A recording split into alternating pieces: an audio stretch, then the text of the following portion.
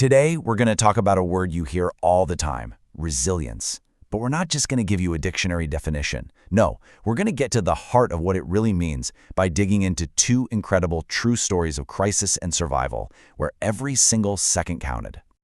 I love this quote because it gets it exactly right. See, it's not some passive thing you either have or you don't. It's an active discipline. It's about what you do in that moment, the choice you make to stay calm when everything inside you and outside you is screaming panic. And that idea is going to be our guide for this first story. And you know, there's probably no better example of this discipline in action than the story of Captain Chesley Sullenberger. You've heard of the Miracle on the Hudson, right? Well, this is a story of just unimaginable pressure, split-second decisions, and a whole lifetime of training being put to the ultimate test. 155. At the end of the day, this is the only number that really matters in this story, because that's how many souls, the passengers and the crew, were on U.S. Airways Flight 1549 on January 15, 2009. And every single one of those lives was saved because of the calm, steady discipline in that cockpit. And this timeline. I mean, just look at how fast this all happened. From the moment those birds hit to the moment they landed on the water, the entire crisis was just 208 seconds. That's it. Both engines gone. In just over a minute and a half, Sully had to make an absolutely impossible decision with no power and nothing to go on. So the question is, how on earth did he pull it off? Well, the answer, in Sully's own words, was something he calls professional calmness. He said later, no simulator can train you for that exact event. It wasn't about one specific training exercise. It was about a lifetime of experience that built up this discipline. This ability to just focus on what needed to be done even when the world was falling apart around him. And that brings us to a really critical question. Sully's resilience was tested in this intense 208-second crucible. But what does resilience look like when the emergency doesn't end? When those alarms just keep screaming, not for minutes, but for months on end? To explore that, we need to turn to our second story. It's about a recreational pilot named Mark Brandmeier. In his crisis, well, it started in the air, but it turned into this long, grueling battle for survival on the ground. A battle that would test a completely different kind of resilience. So, just 7 minutes after takeoff, Mark's engine started to fail. He tried to make an emergency landing on a suburban road, but in those final seconds, he saw 3 cars right in his path. And in one last, heroic act, he swerved his plane to save them, knowing it would doom him. The plane clipped 2 light poles and crashed in a fiery wreck.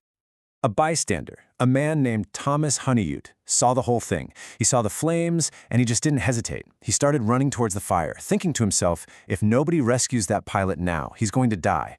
He got there just as Mark's seatbelt melted, pulled him from the wreckage, and just moments later, the plane exploded.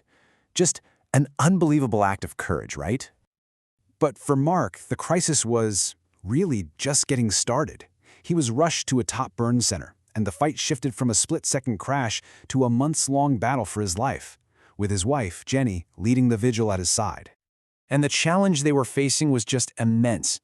Mark had third-degree burns covering 80% of his body. It's hard to even comprehend. He was immediately put into a medically induced coma. The condition itself is agonizing, and the treatments are just as brutal. For the next 4.5 months, their life was just this relentless roller coaster. I mean, every single day was a new life-or-death fight. Mark battled sepsis, blood clots, had both of his legs amputated below the knee, and he even survived a near-fatal fungal infection that doctors were sure was going to be the end. And through all of that, his wife Jenny held on to hope. But she started to think about that word in a whole new way. For her, hope wasn't expectation. The certainty that things would turn out a specific way. It was something different. It was a belief in possibilities. The belief that no matter how dark it got, there were always different paths forward. And then, after 4.5 grueling months, a miracle. Mark woke up, he came out of the coma, he was conscious, he was talking with his family. They had 2 precious weeks together. And then, out of nowhere, an antibiotic-resistant infection took his life in just 24 hours. It's just a heartbreaking reminder that resilience is about the fight itself, not always about the outcome we so desperately want. So when you look at these two incredible stories, where does that kind of strength even come from? How do people endure a 208-second free fall or a 4.5-month nightmare? Well, the answer, it seems, is found both inside ourselves and just as crucially in the people around us.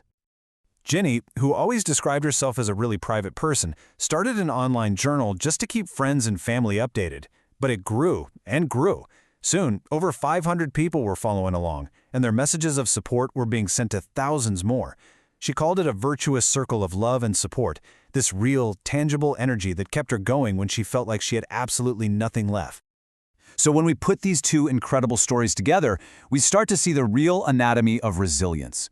It's Sully's professional calmness and his laser focus on what he could control, but it's also Jenny's story. It's the power of community, that belief in possibilities, and her discovery that love itself, is an energy of force that sends out these ripples of support. But you know, the journey of resilience doesn't just stop when the crisis is over.